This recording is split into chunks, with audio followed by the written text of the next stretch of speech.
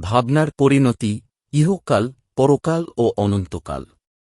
প্রত্যেক মানুষকে তার জীবন ও কর্মের পরিণতি সম্পর্কে গভীরভাবে চিন্তা করতে হবে। আমরা যে কাজগুলো করি, যে সিদ্ধান্তগুলো নেই, সেসবের প্রভাব শুধু ইহকালে নয়, পরকালেও বিস্তৃত হয়। আর পরকালই হল সেই অনন্ত জীবনের সূচনা, যেখানে আমাদের এই পৃথিবীর প্রতিটি কাজের হিসাব দিতে হবে। ইহকাল আমাদের বর্তমান জীবন, যেখানে আমরা কর্ম করি, ভালো মন্দের সিদ্ধান্ত নেই এবং এর প্রতিফল ভোগ করি।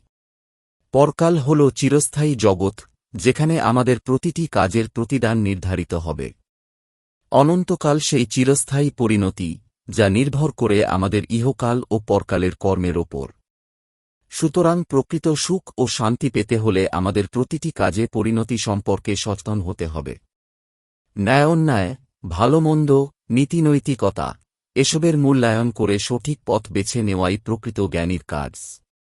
সততা, ন্যায়বিচার ও সৎকর্মের মধ্যেই রয়েছে ইহকাল ও পরকালের সাফল্য এবং অনন্তকালের শান্তি।